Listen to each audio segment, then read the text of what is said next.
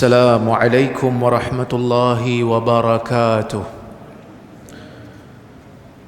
الحمد لله نحمده ونستعينه ونستغفره ونعوذ بالله من شرور أنفسنا ومن سيئات أعمالنا من يهده الله فلا مضل له ومن يضلل فلا هادي له. أشهد أن لا إله إلا الله وحده لا شريك له وأشهد أن محمدا عبده ورسوله. اللهم صل وسلم على محمد وعلى آله وصحبه أجمعين. أما بعد. Yang dimuliakan Tuan Imam, Tuan Muazzin, Ustaz-Ustaz, Ustazah-Ustazah, hadirin hadirat, mukminin dan mukminat yang dirahmati oleh Allah Subhanahu wa taala sekalian. Alhamdulillah, malam ini kita bersyukur kepada Allah Subhanahu wa taala kerana kita dapat bertemu untuk kita sambung perbincangan menggunakan kitab. Bukan kitab lah, buku tapi sebenarnya sama je kan. Kitab dengan buku sama je, bagi orang Arab sama. Buku yang saya susun iaitu metodologi memahami hadis. Kita telah pun berbahas pada minggu lepas tentang kaedah yang pertama, iaitu memahami hadis berdasarkan konteks Al-Quran, ya. Yang mana kaedah yang pertama, bila kita faham hadis melalui konteks Al-Quran, kita akan dapati percanggahan zahir di antara hadis dengan Quran itu dapat diselesaikan, iaitu hadis berkenaan dengan nazar. Yang kedua, kalau tuan-tuan tengok muka surat yang keempat tu, makna zahir hadis yang bercanggah dengan maqasidus syariah. Maqasidus syariah ataupun al-maqasid asy-syar'iyyah, menurut para ulama, maksudnya adalah al-ghayat awil hikam allati aradaha syari' tahqiqaha min tashri'il ahkam ataupun wara' tashri'il ahkam. Dalam bahasa Melayunya, bila kita sebut tentang maqasidus syariah, ia adalah objektif ataupun tujuan yang syarak letakkan, yang syarak ingin hasilkan sebalik ataupun di sebalik pensyariatan hukum yang diletakkan oleh syarak. Contohnya, bila kita tengok dalam ilmu maqasid, ni dia ada ad-daruriyat. Daruriyat al-khams dipanggil. Darurat yang darurat yang 5. Sebagian ulama sebut 6. Tapi majoriti kata 5. Apa dia? Hifzuddin, hifzun nafs, hifzul aql, hifzun nasab, hifzul mal. Ada 5. Jaga agama, jaga nyawa, jaga akal, jaga nasab, jaga harta. 5 ni kebanyakan hukum-hukum syarak berlegar bila Allah Ta'ala syariatkan hukum. Bila Nabi SAW menyampaikan hukum, tak lari daripada 5 ni. Disyariatkan untuk berjihad, jaga agama. Disyariatkan azan, jaga agama. Disyariatkan qisas, jaga nyawa. Diharamkan bunuh diri, jaga nyawa. Diharamkan arak, jaga akal. Diharamkan tenung nasib, jaga akal. Diharamkan percaya benda khurafat, jaga akal. Diharamkan zina, jaga nasab. Diharamkan mencuri, jaga harta. So itu yang dipanggil sebagai daruriyat al-khams. Yang ni maqasid umum. Tapi di bawah daruriyat ni dia ada yang dipanggil sebagai hajiyat. hajiat, iaitu kalau tadi 5 benda tadi mesti jaga, kalau tak jaga manusia tak boleh hidup. Bawah sikit daripada daruriyat kita ada hajiat. Hajiat ni kalau hilang manusia tak mati, tapi akan berlaku kesukaran dalam hidup. Akan berlaku kesukaran dalam hidup. Umpamanya orang yang bermusafir yang tak larat dibenarkan berbuka puasa. Orang yang sakit dibenarkan untuk berbuka puasa, selagi mana tak sampai kepada matilah, kan? Cuma sakit tak mampu untuk berpuasa, dia kata kalau saya puasa pun mungkin mati, mungkin juga akan membawa mudarat yang lebih besar. Dia tak mati tapi bawa mudarat yang lebih besar, dibenarkan untuk berbuka puasa pada bulan Ramadan. Jadi itu hajiat. Dia ada bawah lagi yang dipanggil sebagai tahsiniyat. Tahsiniyat ni kalau tak buat, dia tak menyusahkan, still boleh hidup. Cuma ia disyariatkan oleh Allah untuk memperindahkan syariat. Itu dipanggil tahsiniyat, memperindahkan syariat. Umpamanya makan dengan tangan kanan, tahsiniyat. Umpamanya menutup aurat, tahsiniyat. Dulu saya belajar maqasid macam keliru sikit, sebab bila kita sebut tahsiniyat, tutup aurat tahsiniyat, kita kata ya tahsiniyat, Syekh katalah betul tahsiniyat. Oh, jadi tak wajib lah tutup aurat? Wajib. Tak ada siapa kata tutup aurat tak wajib. Habis tu kata tahsiniyat. Tahsiniyat ni kategori hukum, kategori level hukum. Hukum tetap hukum, tapi level. Bila berlaku percanggahan di antara satu hukum dengan satu hukum, kita kena dahulukan daruriyat berbanding hajiat, dahulukan hajiat berbanding tahsiniyat. Faham? Ke tak faham? Sebagai contoh, berubat, dibenarkan kita ni untuk berubat. Berubat ni sebahagiannya hajiat, sebahagiannya daruriyat. Umpamanya doktor kan, dekat kecemasan, dia terima satu patient accident, memerlukan rawatan segera, memerlukan pembedahan, nak tahan darah daripada terkeluar, kalau tak mati. Boleh tak dia potong baju orang ni untuk jahit peha dia, untuk jahit dada dia? Aurat tak kalau untuk orang perempuan? Katalah dada luka, doktor lelaki, doktor perempuan tak ada. Dia kata tak boleh lah, ni aurat dia, kalau tak bedah mati. Jaga nyawa daruriyat, betul? Tutup aurat tahsiniyat.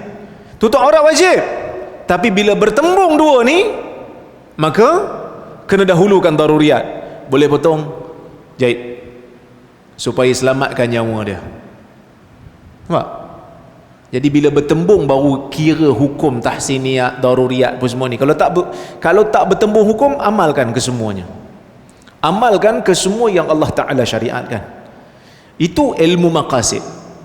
Ilmu maqasid ni penting, sebab kadang-kadang nampak macam menyanggahi hukum syarak secara literal, tapi kita beramal dengan maqasid, kerana maqasid itu juga datangnya daripada Allah Azza wa Jal, datang daripada Nabi Muhammad sallallahu alaihi wasallam. Maka sebab tu tak timbul Nabi pergi kanan, Tok Guru pergi kiri. Sebab kalau Tok Guru pergi kiri, mesti ada sebab. Mesti ada sebab. Contoh dalam hadis Nabi SAW kata para sahabat, bayar zakat fitrah guna tamar, guna gandum. Kita hari ni zakat fitrah guna apa? Guna duit, kan? Kita guna duit. Nampak macam pergi kiri ya? Tapi bila kita tengok balik, maqasid pensyariatan hukum. Sebab apa Nabi SAW suruh bayar zakat fitrah? Supaya bagi orang miskin tu makan dan gembira di hari raya. Maka sebab tu hari ni kita bagi duit. Sebab duit lebih berguna pada hari ini berbanding memberi tamar. Sebab orang Melayu jarang makan tamar sebagai makanan ruji dia.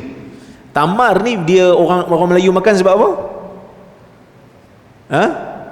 Bila datang satu seruan, Yusuf Tayyub, baru dia ingat nak beli tamar. Itu boleh dekat-dekat bulan Ramadan lah kan? Tapi sekarang ni tak lah. Sekarang ni memang ada orang makan tamar lah. Pagi-pagi orang nak makan tamar. Tapi dulu tak lah. Jarang orang Melayu makan tamar. Dulu orang Melayu makan tamar bila bulan puasa je lah. Baik, itu maksud maqasid. Maqasidus syariah yang kita kena faham. Sebab tu saya kata, sekiranya sebahagian hadis difahami secara zahir sahaja, ia boleh membawa kepada makna yang menyanggahi maqasid syariah. Justru hadis tersebut perlulah diselaraskan maknanya sehingga tidak ada percanggahan yang berlaku. Mesti faham ikut konteks Quran supaya tak ada percanggahan. Sebab kedua-duanya datang daripada sumber yang sama, iaitu daripada syarak. Tak mungkin Nabi SAW nak syariatkan satu hukum yang bercanggah dengan apa yang Allah Ta'ala kehendaki. Tak mungkin.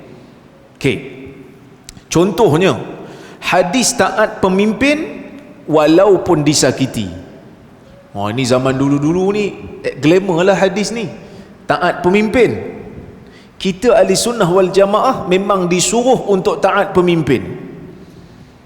Al-Irbad ibn Sariyah meriwayatkan sebuah hadis, dia kata, "Shalla bina Rasulullah sallallahu alaihi wasallam, thumma aqbala alaina, fawa'adhana maw'idhatan dharafat minha al-uyun wa wajilat minha al-qulub. Faqulna ya Rasulullah, fa innaha aw ka'annaha aw maw'izatu muwaddi' fa awsina usikum bitaqwallah was-sam'i wat-ta'ah." Hadis ni panjang lagi lah, tapi saya nak ambil kat situ. Irbad bin Sariyah kata, satu hari Nabi SAW salat mengimamkan kami. Selesai saja salat, Nabi pusing, Nabi pandang kami. Fawa'adhana, kemudian Nabi SAW memberikan kami nasihat, memberikan kami mau'izah, macam tazkirah lah. Mau'izatan zarafat minhal uyun, mata boleh menangis kalau dengar. Wa wajilat minhal qulub, jiwa jadi takut bila dengar. Tapi dia tak perincikan. Kenapa sahabat tak perincikan? Kerana nasihat tu nasihat yang telah Nabi SAW sampaikan dalam hadis-hadis yang lain. Kemudian para sahabat kata, "Qulna ya Rasulullah," wahai Rasulullah, seolah-olah nasihat yang kau bagi, seolah-olah tazkirah yang kau bagi ni tazkirah orang yang nak meninggalkan kami. Fa'ausina, berikanlah kami pesanan, berikanlah kami wasiat. Maka Nabi kata, usikum bis-sam'i wat-ta'ah, aku memberikan wasiat kepada kamu, aku memberikan pesanan kepada kamu supaya sam'i wa ta'ah, usikum bitaqwallah, aku berikan pesanan supaya kamu bertakwa kepada Allah, was-sam'i wa ta'ah, dengar dan taat. Dengar dan taat, dengar dan taat pada pemimpin.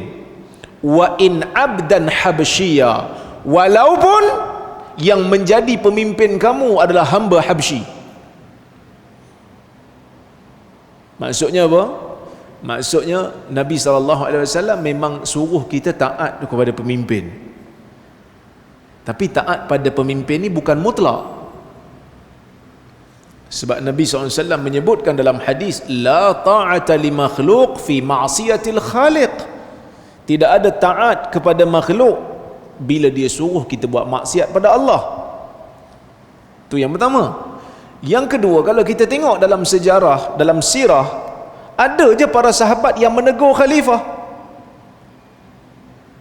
Ada je sahabat yang tegur khalifah, menunjukkan taat kepada pemimpin ni bukan mutlak. Taat kepada pemimpin ni selagi mana dia taat kepada Allah. Kan sebab itu bila Omar dia naik, dia bagi ucap tamu, dia kata apa? Tolong betulkan saya kalau saya ini melencong. Omar tak ada kata taat kamu pada aku mutlak, selagi mana aku suruh buat. Omar tak kata. Walaupun Omar ni dapat jaminan syurga. Kan ada satu kisah, ada seorang badui datang kepada Umar ibn al-Khattab radhiyallahu anhu, memberi pesanan kepada Umar. Dia kata, wahai Amirul Mukminin, tolong jaga kebajikan balu-balu yang kematian suami dan anak-anak yatim. Dia pesan dekat Umar. Umar kata, kalau aku tak jaga macam mana? Kata badui ni, kalau engkau tak jaga, aku jaga. Tetapi aku akan dakwa engkau di hadapan Allah. Kalau engkau tak jaga, tak apa, aku boleh jaga. Aku tolonglah. Tapi aku dakwa engkau di hadapan Allah sebab engkau khalifah. Umar buat apa tuan-tuan? Agak-agak tuan-tuan. Umar kata, Umar tak kata apa, Umar menangis sehingga basah janggut. Bayang, ahli syurga nangis, takut. Dia tak kata, tolong sikit aku dalam senarai ahli syurga aku nombor 2. Kau ada? Kau tak ada kan? Duduk diam-diam. Itu kita lah. Sebab tu kita belum confirm syurga lagi. Sifat ahli syurga ni dia takut. Amar, dia tak ada kata, kau taatlah daripada aku buat apa pun aku punya suka. Tak. Itu bukan konsep agama. Nah, konsep agama ni boleh beri nasihat. Sebab tu Allah Ta'ala turunkan ayat Quran, abasa wa tawalla. Dia bermasam muka dan dia berpaling. Siapa tu? Nabi Muhammad sallallahu alaihi wasallam. Allah Ta'ala turunkan ayat tu, walaupun orang buta tu tak nampak pun Nabi masam muka kat dia. Orang buta tu tak nampak pun Nabi paling kat dia. Orang buta tak nampak. Sebab kan kisah tu turun waktu Abdullah bin Ummi Maktum datang jumpa Nabi. Kan dia buta. Nabi masam muka dia nampak tak? Dia tak nampak, dia buta. Allah Ta'ala turunkan ayat ni nak bagi tahu kepada kita pendakwah ni, ada kalanya kita memerlukan teguran untuk melakukan sesuatu yang lebih baik. Apa yang Nabi SAW buat tu bukanlah satu dosa, bukan dosa, tapi Allah Ta'ala kata kamu kena layan dia patutnya, kerana dia ni betul-betul nak agama. Yang kamu layan orang tu, orang-orang besar tu, dia memang bukannya nak agama pun, sombong je lebih kan. Apatah lagi pemimpin, lagilah kena dengar nasihat daripada rakyat kan. Tapi pemimpin hari ni nak dengar daripada rakyat? Dengar juga kot ya. Kalau bising-bising kat Facebook dia dengar juga. Mudah-mudahan terus mendengar lah. Okey, hadis taat pada pemimpin memang ada. Nabi SAW suruh dengar, suruh taat, jangan lawan angkat senjata. Ini metodologi ahli sunnah wal jamaah, adamul khuruji alal imam bisilah. Tak boleh lawan pemerintah dengan angkat senjata, tak boleh, selagi mana mereka ini muslim. Nasihat. Habis itu ustaz, kita undi tu, undi itu termasuk dalam undang-undang sebab pemerintah bagi, jadi kita pergi undi lah. Rasa tak bagus, undi lain kan? Rasa tak bagus, kita undi lah lain. Sebab dulu sebelum daripada PRU adalah sebahagian kecenderungan ustaz-ustaz kita ni yang kata tak boleh undi selain daripada parti-parti tertentu. Sebab dia kata siapa undi parti tertentu dia khawarij. Dah khawarij ni siapa pula? Khawarij ni orang yang suka lawan pemerintah angkat senjata. Dia kata tak boleh, siapa undi parti lain selain daripada pemerintah sedia ada, khawarij. Kita kata bukan. Sistem kat Malaysia ni yang tak boleh diruntuhkan tu perlembagaan dan agung-agung tu sekali, termasuk kalau negeri sultan-sultan dan raja-raja lah. Yang itulah pemerintah yang kita tak boleh nak jatuhkan dengan senjata. Yang menteri besar, yang Perdana Menteri, yang ahli parlimen, menteri-menteri lain ni bukan kita bagi jatuh, dia jatuhkan diri dia sendiri. Sebab dia yang bubar DUN, dia yang bubar parlimen. Kita pangkah nak naikkan balik, dan kontrak dia dengan kita 5 tahun aja. Faham tak? Jadi sebab tu bila kita nak baca nas agama, kena fahami situasi semasa, konteks. Kalau tak, kita salah faham. Jadi sebahagian mereka yang kata tak boleh pangkah parti lain tu, hari ni tak tahu pergi ke mana fatwa tu, dah hilang dah. Sebab dah parti lain yang merintah. Kita pangkah sekali je, berapa kerajaan kita dapat? 3 Perdana Menteri kita dapat. Punya kayanya Malaysia dengan pemimpin. Pangkah sekali je 3 Perdana Menteri. Ada pening dah kita kan. Okey. Huzaifah ibn al-Yaman radhiyallahu anhu meriwayatkan daripada Nabi sallallahu alaihi wasallam, dia kata, "Ya Rasulullah, inna kunna bi syarr, faja'a Allahu bi khairin fa nahnu fihi, fahal min wara'i hadzal khair syarr?" Qala na'am. Qultu hal wara'a dhalika syarr khair? Qala na'am. Qultu fahal wara'a dhalika al-khair syarr? Qala na'am.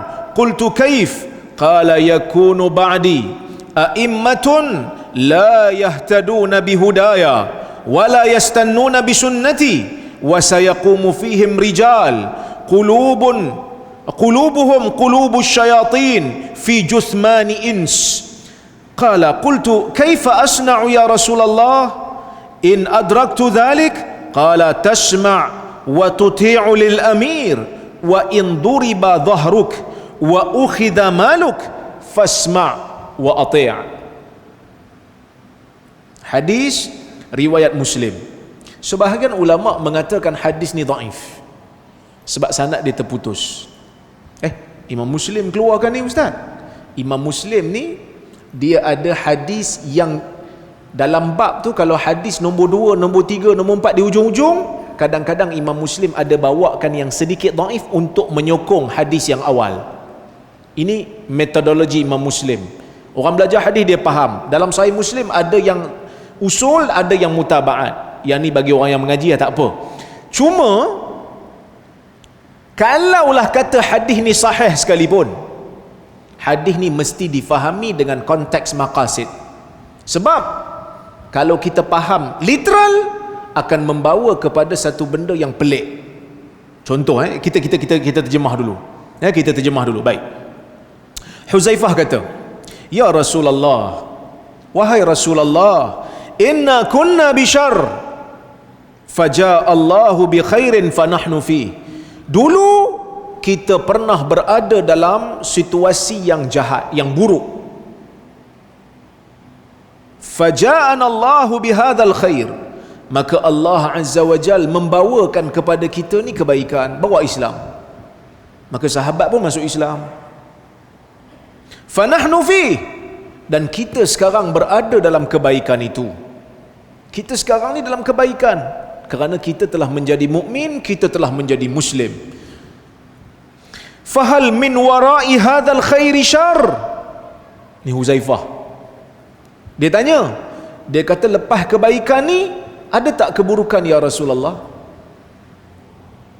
Betul, Allah Ta'ala bagi kat kita kebaikan, alhamdulillah, tapi lepas ni akan ada tak keburukan? Nabi kata, na'am, ya. Qultu fahal wara'a dhalika syarr khair? Lepas kejahatan yang datang nanti ni akan datang tak kebaikan? Nabi kata na'am. Nabi kata ya, ada. Dia tanya lagi, lepas kebaikan tu pula ada tak keburukan? Nabi kata ya, ada juga. Huzaifah kata, macam mana tu? Macam mana kejahatan yang akan datang di ujung tu nanti? Nabi kata, yakunu ba'di a'immatun, akan datang selepas daripada kewafatanku pemimpin-pemimpin la yahtaduna bihudaya, yang tidak menggunakan petunjuk aku, yang tidak mengguna pakai petunjuk daripada Nabi sallallahu alaihi wasallam. Nabi buat macam lain, dia buat macam lain. Nabi suruh buat macam ni, dia pergi buat macam tu, sedangkan dia pemimpin yang kena ikut panduan Nabi SAW. Wala yastannuna bi sunnati, dan mereka tidak bersunnahkan dengan sunnahku. Yang ni sunnah Nabi, dia ikut jalan lain. Pemimpin yang Nabi kata akan muncul selepas daripada kewafatan Nabi SAW. Okey. Wa sayaqumu fihim rijal, dan akan muncul dalam kalangan mereka itu lelaki-lelaki qulubuhum qulubus syayatin fi jusmani ins, jiwa mereka adalah jiwa syaitan yang berada dalam jasad manusia. So maksudnya orang jahat lah. Okay? Qala qultu kaifa asna'u ya Rasulullah in adraktu dhalik. Kata Huzaifah, saya nak buat macam mana wahai Rasulullah jika saya berhadapan dengan situasi itu, jika saya dapat hidup dalam keadaan tu ataupun di zaman tu. Maka Nabi SAW kata, tasma' wa tuti'u lil amir, engkau dengar dan engkau taat kepada pemimpin. Wa in duriba dhahruk, walaupun belakang kamu dipukul. Wa ukhidha maluk, dan hartamu diambil.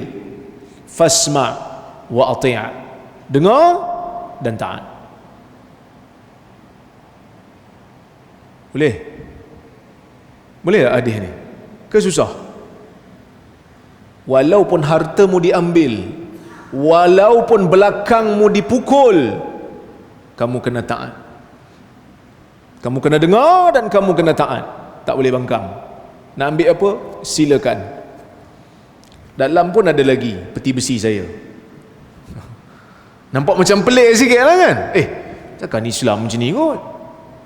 Agama Islam ni dia larang zalim. Allah Ta'ala kata, ya ibadi laqad haramtu zulma ala nafsi wa ja'altuhu bainakum muharrama fala tadhalamu.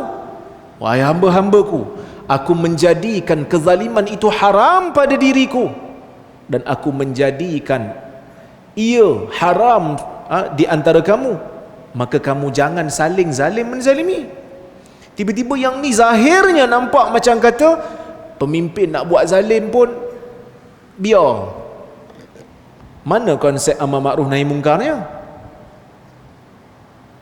Hadis macam ni kalau kita faham literal, kita akan menangkan pemimpin dalam setiap keadaan. Pemimpin boleh buat apa je, pukul belakang orang pun boleh, ambil harta orang pun boleh. Jadi nampak agama tu tak seimbang. Maka sebab itu saya kata, sebahagian orang melakukan kesilapan dalam memahami hadis ini secara zahirnya. Zahir hadis ini menjelaskan bahawa seseorang itu tidak boleh melawan kezaliman yang dilakukan seseorang pemimpin, bahkan perlu reda dengan kezaliman dan perkara yang melampaui batas tersebut. Ini zahirnya lah, ya?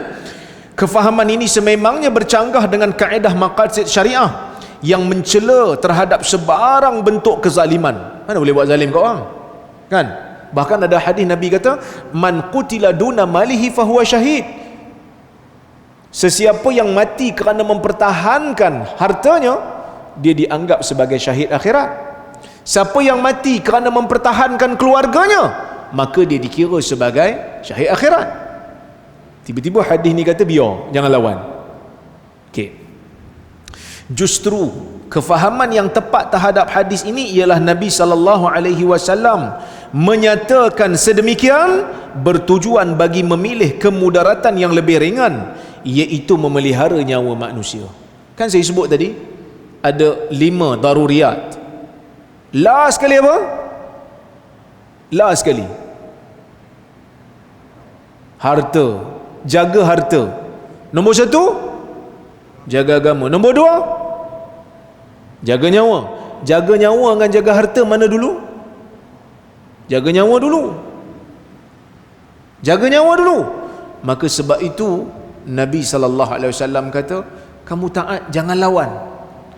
Walaupun belakang kamu dipukul, harta kamu diambil, dengar dan taat. Sebab kalau kamu lawan, kamu mungkin dibunuh. Kalau kamu lawan, kamu mungkin akan dipancung.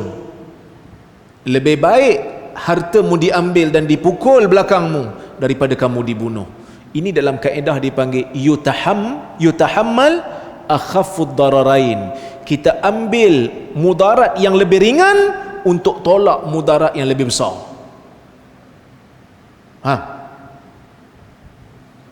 Dalam jihad umpamanya, jihad Allah Ta'ala syariatkan kita perang dengan kafir harbi. Siapa kafir harbi? Kafir harbi ialah kafir yang menentang kita, yang berperang dengan kita. So disyariatkan untuk jihad. Dalam jihad tu akan ada tak mujahidin yang akan terkorban sebagai syuhada? Ada. Jaga nyawa ustaz, lepas tu tak boleh jihad? Boleh. Sebab apa? Sebab nak jaga agama. Agama lebih utama daripada jaga nyawa. Agama lebih utama daripada jaga nyawa. Dan yang akan mati syahid tu bukan semua umat, hanya sebahagian kecil. Lepas daripada tu agama akan hidup. Maka sebab itu dibenarkan operasi jihad seperti mana yang disebutkan oleh para ulama.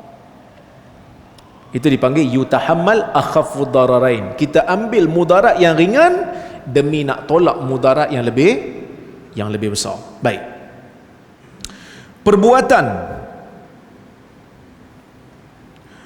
Perbuatan pemimpin merampas harta manusia dan memukul itu lebih ringan daruratnya berbanding membunuh mereka. Al-Imamul Qurtubi telah memberi komentar yang sangat baik terhadap hadis ini dengan menyatakan bahawa perkara ini perlu dilakukan oleh orang yang berhadapan dengan situasi ini agar dapat menyelamatkan diri dan tidak keluar melawan pemerintah yang zalim itu, kerana khawatir akan terjadi sesuatu yang lebih buruk daripada itu. Nampak? Pemimpin tu dah zalim dah. Dia ni memang jahat dah.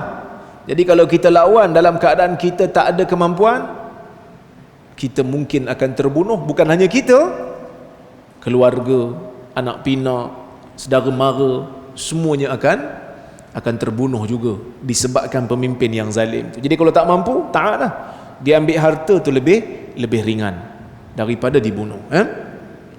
Hal ini disebabkan Al-Quran juga melarang seseorang itu untuk mencampakkan dirinya ke lembah kebinasaan. Okey. Nombor 3. Hadis mengenai kebinasaan yang berlaku sebelum kiamat. Ni bahaya ni. Tuan-tuan dan puan-puan rahmati Allah sekalian.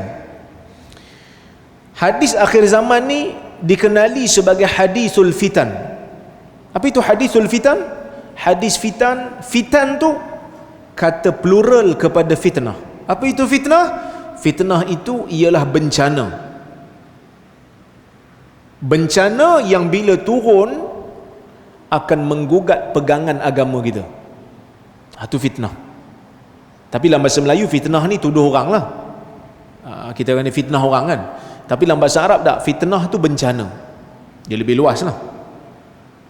Baik. Hadis-hadis akhir zaman yang menceritakan tentang keburukan, bala, bencana, kita panggil hadis fitan. Sebahagian daripada hadis fitan ni, dia turun bukan bermakna Allah Ta'ala suruh kita tunduk tanpa buat apa-apa. Sebab tu Nabi SAW ajar kita untuk kita baca doa sebelum bagi salam. Allahumma inni a'udzubika min azabil qabr wa min azabi jahannam wa min syarri fitnatil masihid dajjal. Kita disuruh sebelum bagi salam doa dengan doa ni. Ya Allah, aku berlindung dengan kamu daripada azab kubur, daripada azab neraka jahanam, daripada kejahatan, bencana, bala yang dibawa oleh Al-Masih Ad-Dajjal. Maksudnya Nabi ajar kita, sebelum Dajjal keluar pun kita kena usaha doa supaya Allah Ta'ala jauhkan kita daripada bencana dia. Apatah lagi kalau dia dah keluar, lagilah kita kena usaha untuk menjauhkan diri daripada fitnah dia. Jadi bila kita baca hadis akhir zaman akan berlaku kerosakan, akan berleluasanya zina. Kan hadis Anas bin Malik dalam Sahih Bukhari, yang mana Anas kata, inni la uhaddithukum bihadis sami'tuhu min Rasulillah sallallahu alaihi wasallam la yuhaddithuhu ahadun ghairi fa inna min asyrati sa'ah ay yurfa'al ilm wa yadhharal jahl wa yakthura zina wa yakthura syurbul khamar wa yakthura zina wa yaqilla rijal wa takthura nisa hatta yakuna li 50 imra'ah al-qayyimul wahid. Kama qala Anas kata, aku akan bacakan kepada kamu satu hadis yang aku dengar daripada Nabi sallallahu alaihi wasallam, yang mana pada zaman ini tidak ada siapa lagi yang boleh membacakannya kepada kamu. Sebab Anas ni dia meninggal, dia lewat sikit. Jadi masa zaman tu di tempat dia tak ada dah sahabat lain, dia je. Jadi tabi'in yang dengar pada masa tu dengar betul-betul, sebab hadis ni Anas dengar betul daripada Nabi sallallahu alaihi wasallam. Dia dengar, Anas kata, Nabi sallallahu alaihi wasallam bersabda, di antara tanda-tanda kiamat itu ialah apabila ilmu terangkat. Ilmu ni ilmu apa?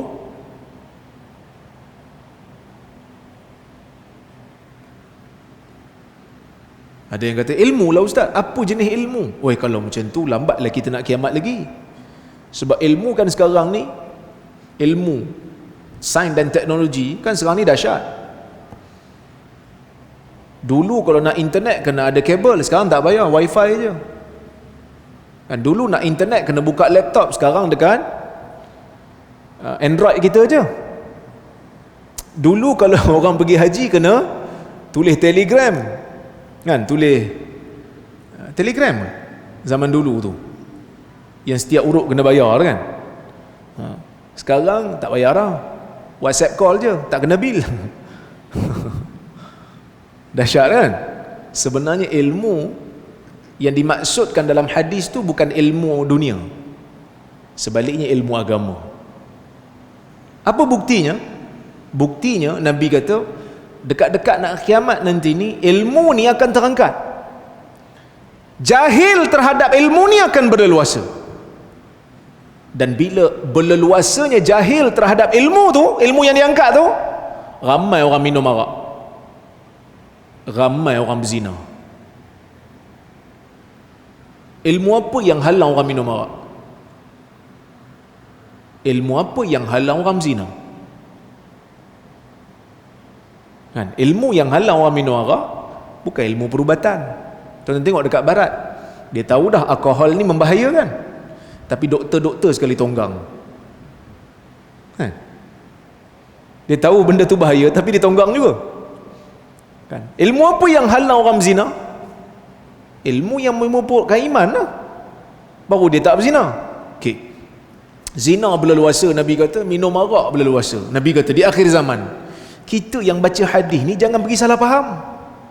Dia kata, ustaz, Nabi kata di akhir zaman berzina dan minum arak jadi banyak. Kita kena beriman dengan hadis ni, jadi kita kena buat benda ni, menandakan kita beriman. Itu bukan beriman, itu mangkuk. Nabi SAW bukan suruh buat benda tu. Nabi kata, benda ni akan berlaku, kamu kena jauhkan diri. Usaha jauhkan diri daripada fitan. Usaha jauhkan diri daripada maksiyah. Kan? Bila kita dengar hadis Nabi SAW sebut, bada'al islamu ghariba wa sayaudu ghariba kama bada fatuba lil ghuraba, atau kama qala. Bila Nabi kata dalam hadis, Islam bermula dengan asing, pelik orang nampak Islam mula-mula, dan dia akan kembali asing seperti mana ia bermula, maka beruntung bagi orang yang asing. Dia kata, okey, kita kena jadikan Islam asing, buat bagi nampak pelik. Benda ni tak betul. Hadis Nabi SAW ini kita kena faham dari sudut yang komprehensif, iaitu dalam Quran Allah Subhanahu wa taala mengatakan kebanyakan musibah yang turun di atas muka bumi ini adalah disebabkan oleh kerana kerosakan yang berlaku oleh tangan-tangan manusia. Maka sebab itu Allah Ta'ala sebut dalam Quran, zaharal fasadu fil barri wal bahr bima kasabat aydin nas liyudhiqahum ba'dalladhi amilu la'allahum yarji'un. Telah muncul pelbagai kerosakan dan bala bencana di darat dan di laut disebabkan kerana perbuatan yang telah dilakukan oleh tangan manusia, supaya Allah merasakan kepada mereka sebahagian daripada balasan perbuatan-perbuatan buruk yang mereka lakukan, agar mereka kembali kepada jalan yang benar. Jadi bila kita dengar hadis-hadis akhir zaman, bencana yang turun, so kita kena berubah, kita kena merubahnya, kita kena buat kerja amar ma'ruf nahi mungkar, supaya manusia kembali semula kepada agama. Okey? Tapi ada juga hadis-hadis akhir zaman ni yang dia tak menunjukkan keburukan, tak juga menunjukkan kebaikan. Sebab hadis akhir zaman ada yang menunjukkan kebaikan, macam Mahdi, macam turunnya Nabi Isa, itu kan kebaikan kan. Bila Mahdi turun, dia bawa umat ni dengan pemerintahan yang tidak ada kezaliman padanya. Bila Nabi Isa turun, tidak ada lagi kezaliman kan. Itu bagus lah. Ada juga bahkan banyak hadis-hadis akhir zaman yang menunjukkan keburukan. Macam tadilah, minum arak banyak, berzina banyak, hamba lahirkan tuan. Betul lah, ibu lahirkan tuan. Ibu lahirkan tuan. Cuma ulama ada beza pendapat sikit lah tentang maksud ni. Tapi salah satu daripada tafsirannya metafora. Maksudnya dia kata, ibu lahirkan tuan, anak tu akan perlakukan ibunya seperti hambanya. Hamba melahirkan tuan. Antalidal amatu rabbataha. Ada yang kata ini makna metafora. Maksudnya ibu lahirkan anak yang bersifat seperti tuan. Derhakalah. Okey. Tapi ada juga tanda kiamat yang tak menunjukkan kebaikan dan tak tunjuk keburukan. Dia hanya sekadar tanda saja. Bila Nabi SAW kata, manusia berlumba-lumba meninggikan bangunan.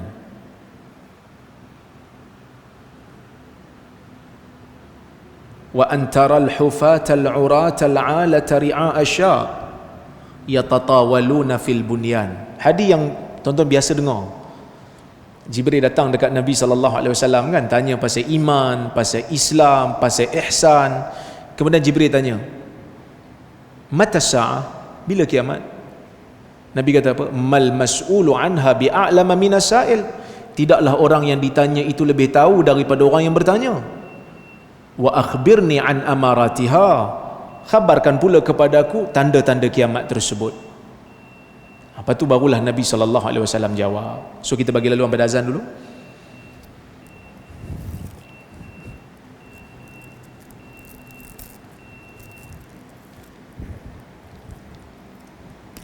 Bismillah.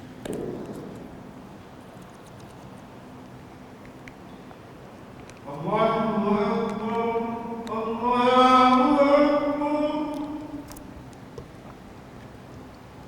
Allahu Akbar.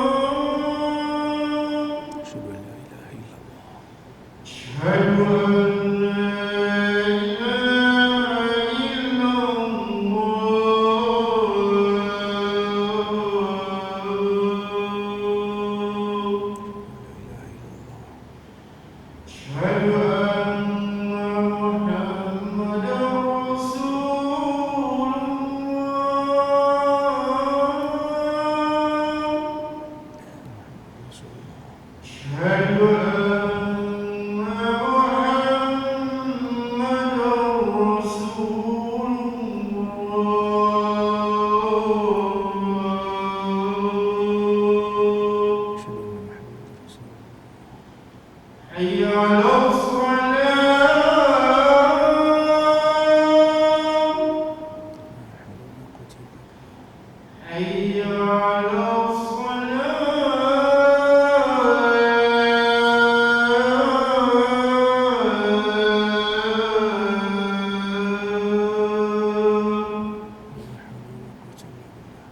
حي على الفلاح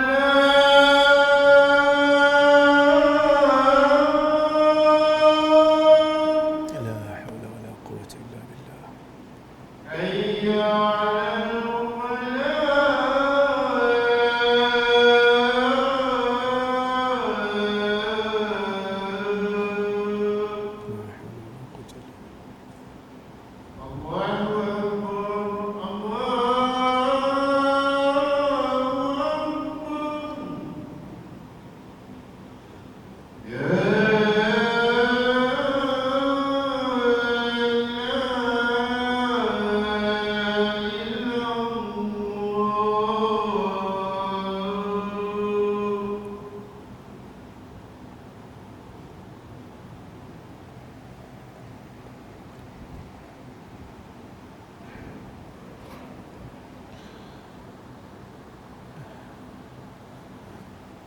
Okey, kita sambung tuan-tuan. Maka bila Jibril bertanya tentang tanda-tanda kiamat, Nabi SAW kata di antara tandanya bila kamu melihat orang yang antara al-hufat al-urah, orang yang tidak berkasut, orang yang tidak berpakaian lengkap, alah orang yang miskin, ri'a asya, mengembala kambing, yatatawaluna fil bunyan, berlumba-lumba dalam meninggikan bangunan. Al-Imam An-Nawawi rahimahullah mengatakan perbuatan berlumba-lumba meninggikan bangunan tu taklah semestinya benda tu tak bagus, tapi ia hanya sekadar tanda. Kerana mungkin akan datang satu zaman di mana kita memerlukan bangunan yang tinggi untuk menyelesaikan masalah tanah yang tak cukup. Contohnya macam Singapura umpamanya, tanah dia kan terhad kan. Jadi kalau tak boleh tinggikan bangunan, nak duduk mana? Jadi dia kena tinggikan. Kita tak bolehlah kata, tak boleh, ni tanda kiamat ni, rendahkan balik, duduk dalam tanah tak apa. Kita tak boleh kata, sebab dia hanya sekadar tanda sahaja. Okey, jadi bila kita faham hadis berdasarkan konteks Al-Quran, maka kita akan rasa, sebenarnya hadis akhir zaman ni bukan bermakna kita kena menyerah diri. Bukan hanya sekadar kita serah diri, tak payah buat apa-apa, sebab dah memang Allah Ta'ala sebut macam tu, jadi kita kena terima je lah. Dah, di akhir zaman kita kena usaha untuk berubah. Kita kena usaha untuk berubah. Jadi bayangkanlah kalau orang kata apa, Imam Mahdi tu muncul dalam keadaan umat tak kenal pun siapa Mahdi, siapa nak sokong dia kan? Jadi kita kena usaha bagi orang kenal siapa itu Mahdi, apa itu ciri-cirinya. Oleh kerana itulah orang akan mula terima dia. Okey, baik. Faedah memahami hadis berdasarkan konteks Al-Quran. Bila kita nak faham hadis berdasarkan konteks Al-Quran ni, apa faedah dia? Faedah yang pertama, kita tahu makna gharib al-hadis melalui Al-Quran. Dia gharibul hadis beza dengan hadis gharib. Terbalik perkataan, terbalik makna. Hadisun gharib dalam ilmu hadis, hadis yang perawinya cuma seorang. Macam hadis innamal a'malu binniyat, sesungguhnya amalan dengan niat. Hadis tu gharib. Sebab apa gharib? Hadisun gharib. Sebab apa hadis tu gharib? Sebab yang riwayat cuma Umar ibn al-Khattab radhiyallahu anhu. Dia seorang, orang lain tak ada. Dan hadis gharib ni ada yang sahih, ada yang tak sahih. Yang tadi tu sahih lah, innamal a'malu binniyat tu hadis dalam Bukhari dan Muslim, sahih. Cuma Umar seorang je riwayat, orang lain tak riwayat hadis dengan lafaz yang sebegitu. Okey, gharibul hadis lain. Gharibul hadis ialah satu ilmu dalam ilmu hadis, satu cabang ilmu dalam hadis yang membicarakan tentang makna sesebuah perkataan yang diucapkan oleh Nabi SAW dalam hadis yang tidak difahami maknanya. Bukan Nabi ni dia fasih ke ya, Ustaz? Nabi fasih, tapi takkan Nabi sebut benda yang kita tak faham. Kita kena faham zaman Nabi SAW, Arab dia tu Arab yang saliqah Arabiyah qawiyah, maksudnya asilah. Dia punya bahasa tu bahasa yang asli, Arab yang asli. Tapi selepas masuk zaman terkemudian, bila empire Islam semakin luas, ramai orang yang bukan Arab masuk ke dalam Islam, bercampur dengan orang Arab, maka orang Arab lepas tu punya pengaruh telah bercampur dengan bahasa-bahasa di luar daripada bahasa asal mereka, terutamanya yang duduk berdekatan dengan Parsi, yang duduk berdekatan dengan Afrika, berdekatan dengan Turki. Jadi bahasa mereka tu dah bercampur aduk dah, dah tak pure lagi dah tak asli lagi dah. Maka sebab itu ada keperluan ulama menulis kitab-kitab usul fiqh. Ulama menulis kitab usul fiqh untuk kita kata memelihara semula apa yang digagaskan oleh ulama pada zaman tersebut. Sebab zaman awal tak perlu disusun ilmu tu, sebab semua dah ada dalam dada para ulama. Sebab usul fiqh adalah ilmu yang sangat dekat dengan bahasa Arab. Jadi siapa yang faham bahasa Arab tak perlu lagi dah nak pergi susun kitab-kitab tu di zaman awal, sebab semua dah power dah bahasa, tinggal nak praktik je, tinggal nak faham je, nak rumus hukum daripada ayat-ayat Quran dan hadis-hadis Nabi. Tapi bila Arab dah makin lemah, maka perlu disusun semula ilmu tu. Bukan ilmu tu dicipta baru dah, ilmu tu lama dah, memang ada, tapi ilmu tu disusun balik. Sama macam buku yang saya tulis ni, kan? Ni bukan saya cipta ni, bukan saya cipta, saya susun balik. Kerana benda ni telah diamalkan oleh para ulama dalam kitab mereka, tetapi secara berasingan. Bila mereka syarah hadis, kaedah-kaedah ni mereka pakai. Mungkin dalam hadis ni dia pakai kaedah 1, hadis lain dia pakai kaedah 9. Saya baca, saya rumus, saya letak, saya susun balik, bagi contoh supaya tuan-tuan faham. Jadi sebab itu kat belakang buku ni ada rujukan, ada bibliografi, lebih kurang dalam 200 kot buku yang saya guna, kan? Jadi jangan risaulah, ini bukan pemahaman saya seorang. Sebab ada yang tanya, dia nak ajar pasal hadis, kan? Dia siapa? Tak, saya hanya susun. Saya hanya susun, dan buku ni disemak sebenarnya. Buku ni disemak oleh pensyarah universiti, bukan saya seorang lah. So ada kesilapan mungkin, tapi nanti kita akan tengok lah. Kalau ada kesilapan kita betulkan, kerana kerja manusia kan, mana ada yang komplit, mana ada yang sempurna, mesti ada silap di mana-mana. Itu kerja manusia. Baik, gharibul hadis maksudnya perkataan yang tidak difahami dalam hadis, maka ulama susun ilmu tu. Sebab tu kita tengok ada kitab Gharibul Hadis yang ditulis oleh Ibnul Jauzi, kitab Gharibul Hadis ditulis oleh Al-Imamul Khattabi, dan yang paling glamour sekali An-Nihayah fi Gharibil Hadis wal Athar yang ditulis oleh Ibnul Athir. An-Nihayah fi Gharibil Hadis wal Athar yang ditulis oleh Ibnul Athir.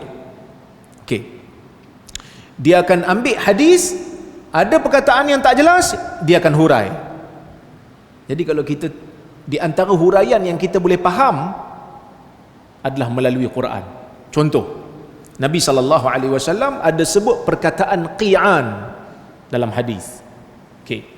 Nabi kata dalam hadis, Nabi SAW bersabda, "Masalu ma ba'athani Allahu bihi minal huda wal ilm, kamathalil ghais al-kathir asaba ardan, فكان منها نقية قبلت الماء فأنبتت الكلاء والعشب الكثير، وكانت منها أجاديب أمسكت الماء فنفع الله بها الناس فشربوا وسقوا وزرعوا، وأصابت منها طائفة أخرى إنما هي قيعان لا تمسك ماء ولا تنبت كلاء، فذلك مثل من فقه في دين الله wa nafa'ahu ma ba'athani Allahu bihi fa'alima wa 'allam wa mathalu man lam yarfa' bidzalika ra'sa wa lam yaqbal hudallahi alladhi ursiltu bihi. Hadis riwayat al-Imam al-Bukhari, yang bermaksud, kata Nabi, perumpamaan agama yang Allah Ta'ala hantarkan aku dengannya, yang mengandungi hidayah dan juga ilmu, seperti hujan lebat yang turun, yang terkena pada bumi, dan di antara bumi itu ada yang subur, menerima air dan menumbuhkan pokok-pokok dan tanaman-tanaman yang banyak. Dan ada juga yang kontang, yang kering, menahan air, dia tak serap dan dia tak tumbuhkan pokok, gitu je lah air dalam tu. Fa nafa'allahu bihan nasa, maka Allah akan menjadikan makhluk manusia ni mengambil manfaat daripadanya. Fasharibu wasaqa wa zara'u, mereka boleh minum daripada takungan air itu, mereka boleh bagi orang lain minum ataupun binatang minum, dan mereka boleh menyiram tanaman dengan air yang bertakung itu. Dan ada juga hujan yang turun terkena pada satu lagi jenis tanah, innama hiya qi'an, yang mana tanah tu qi'an. Ni maksud tak difahami ni, apa maksud qi'an? Nabi kata la tumsiku ma'a, yang mana ia tidak memegang air, tak takungkan air, wala tumbitu kala'a, dan juga tidak menumbuhkan pokok. Fadzalika, itulah perumpamaan orang yang faham dalam agama Allah. Dan Allah Subhanahu wa taala memberikan manfaat kepadanya, ya, lalu dia mengetahui, memahami ilmu Allah dan mengajar pada orang lain.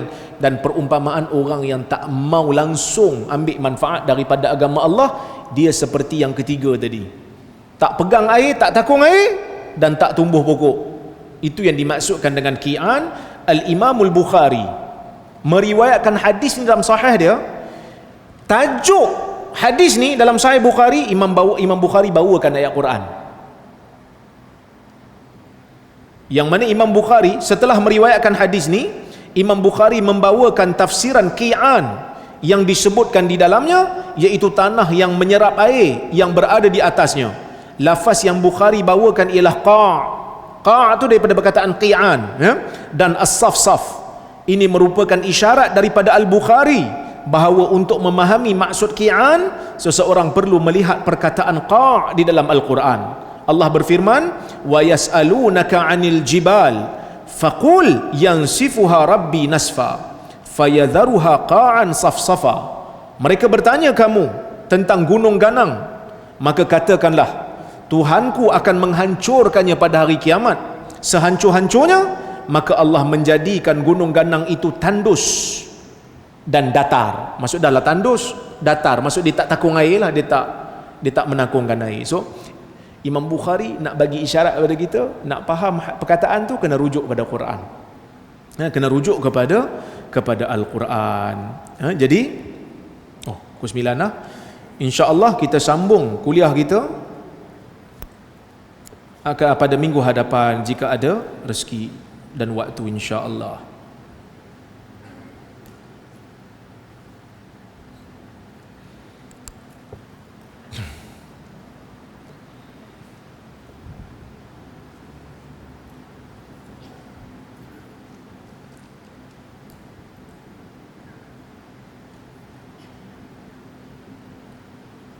Ini ada soalan daripada Zoom.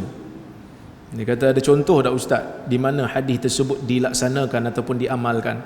Contohnya mungkin pemerintahan Saddam Hussein atau di bawah Gubernur Hajjaj. Yang saya sebut tadi pasal pemimpin yang zalim kan. Pemimpin yang zalim yang ambil harta, kita tak mampu nak lawan, kita jangan lawan sebab nanti akan mudarat. Umpamanya usah kata zaman jauh-jauh lah kan. Kalau kita tengok zaman Saddam tu pun samalah juga. Ada jugalah dia ambil harta orang dan sebagainya. Kalau kita lawan akan ditangkap, akan dibunuh. Itu yang difahami lah, tapi saya tak tahulah zaman tu kan. Contohnya macam zaman Hajjaj.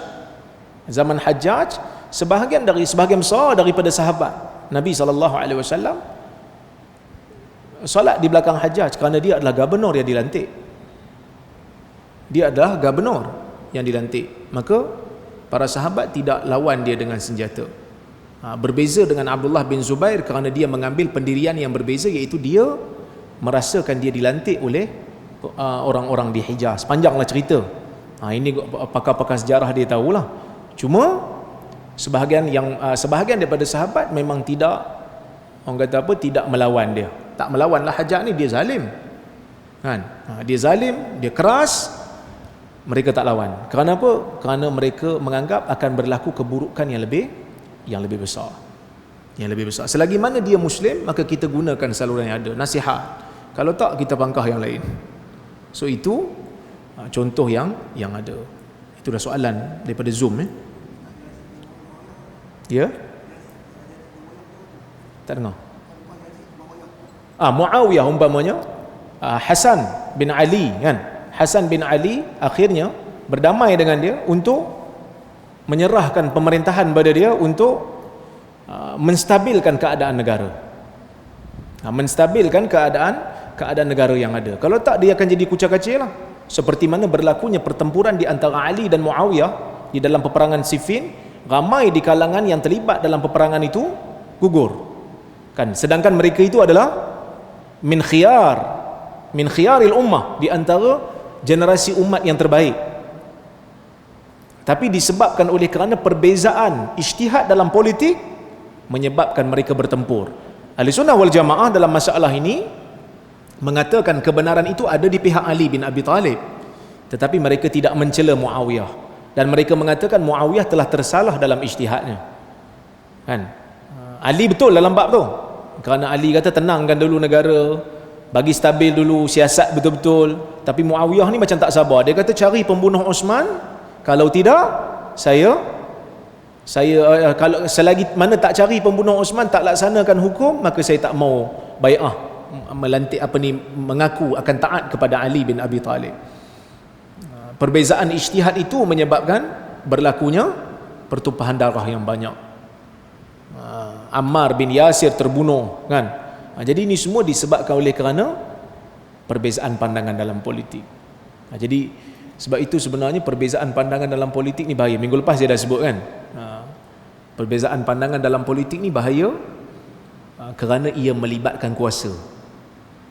Memang ada orang yang nakkan kepada kuasa ni sungguh-sungguh. Ada orang dia tak nak lah, apalah koma ni duk bergaduh pasal kuasa. Ada orang tak nak. Tapi ada orang dia teringin. Terlalu teringin, siapa yang halang dia akan langgar. Dia akan binasakan. Inilah yang berlaku daripada zaman dulu lagi, bukan hanya di zaman kita saja. Wallahu taala a'lam bis-shawab. Okey? Pukul 9. Baik. Tak ada soalan? Ya.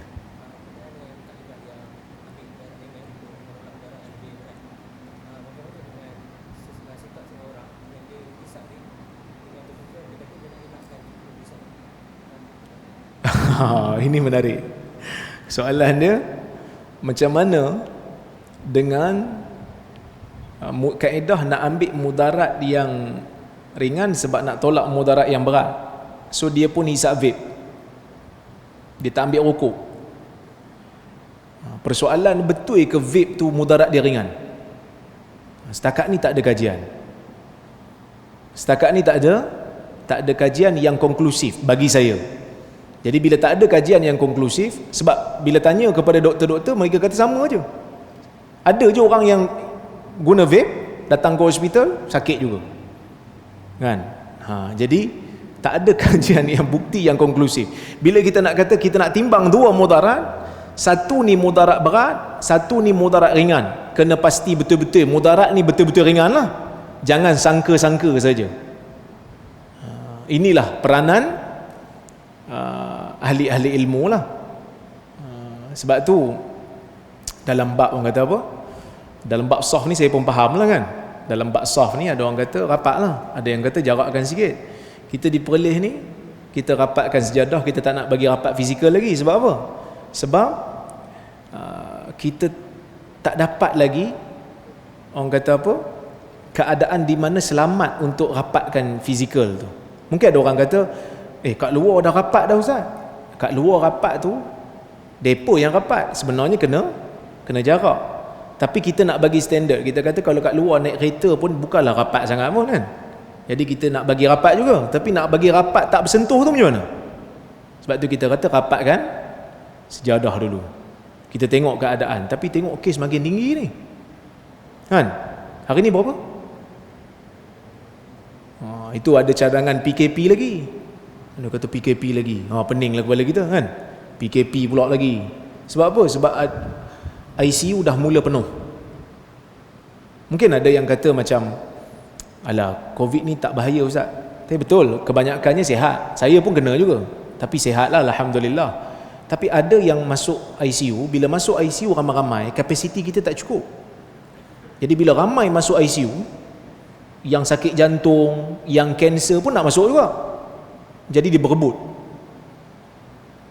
Siapa yang nak jaga orang dalam ICU tu? Staf-staf hospital yang hampa kutuk ejen Dajjal tu lah. Bukanlah tuan-tuan kan, geng-geng anti vaksin lah. Depa duk kata KKM ni ejen Dajjal lah, ejen WHO lah. Bila masuk hospital, orang ni lah nak jaga kita.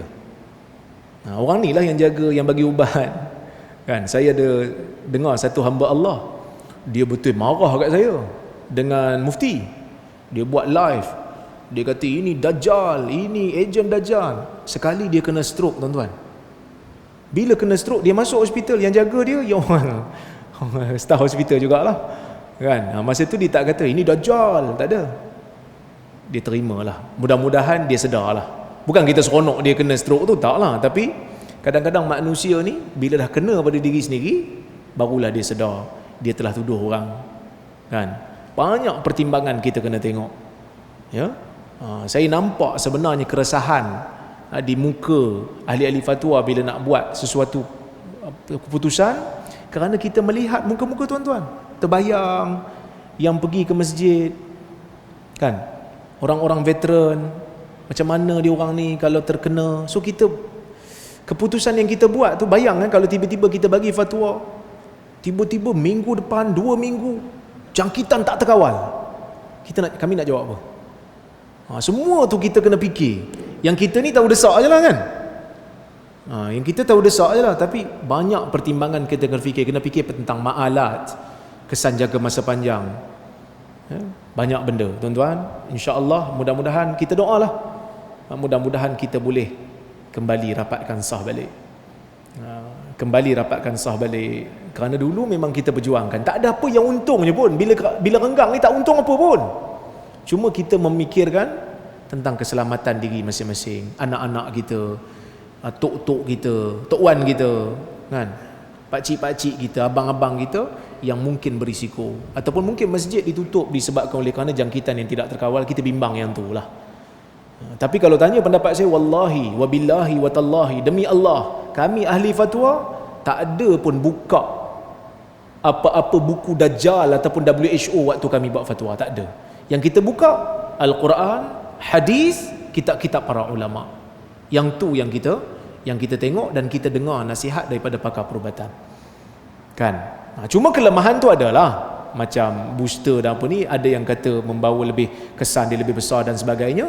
Yang tu memang kena kajian, kena penelitian rapi balik, kerana kita semua manusia kan. Yang tu kena penelitian. Tapi sebelum nak tuduh apa-apa, kita kena sedar yang kita akan bertanggungjawab di hadapan Allah atas apa yang kita tuduh, atas apa yang kita sebut, atas apa yang kita tulis. Berhati-hatilah, takut-takut nanti susah di kemudian hari. Wallahu ta'ala a'lamu bissawab. Saf, menurut majoriti ulama, rapat itu sunat. Maki orang haram. Jangan kerana nak buat benda sunat duk tala benda haram, bahaya kan. Benda haram kita buat sebab nak dapat benda sunat, tak kepelik. Wallahu a'lam. Okey, terima kasih banyak tuan-tuan dan puan-puan rahmati Allah sekalian. Saya berhenti di sini dulu. Kalau ada terkasar bahasa tersilap kata, sebenarnya kuliah kita ni dianjurkan juga oleh Global Ihsan. Saya nak ucapkan terima kasih banyak jugalah pada Global Ihsan Dan dia orang tengok melalui Zoom. Sebab tu kuliah kita ni pukul 8. Kenapa lambat Ustaz pukul 8? Pukul 8 sebab nak bagi kawan-kawan di seluruh negara masuk dalam Zoom dulu. Zoom yang online tu. Jadi dia orang pun tengok dekat Zoom. Sebelum ni saya di negeri yang tak boleh nak berceramah di masjid. Jadi saya buat kuliah Zoom. Sekarang ni tak larat dah nak berceramah di masjid. Banyak orang duk mesej ni. Saya kena susun betul-betul jadual. Banyak masjid duk panggil. Jadi saya kata okey, saya ambil hari Isnin untuk kuliah secara hybrid lah. Di masjid pun ada, di Zoom pun ada. So kita ucapkan terima kasih banyak. Di Facebook pun ada. Kita ucapkan terima kasih banyak pada yang hadir di Zoom dan juga di Facebook. Moga-moga Allah Subhanahu Wa Taala berkati kehidupan kita semua insya-Allah. Ada juga yang hadir sebab nak maki saya pun ada juga. Ada juga. Tak ada kerja dia maki saya. Tak apalah, no problem lah kan. Maki saya makan sedap lagi, no problem. Wallahu alam, aqulu qawli hadha wa astaghfirullahal azim li wa lakum. Wassalamu alaikum warahmatullahi wabarakatuh.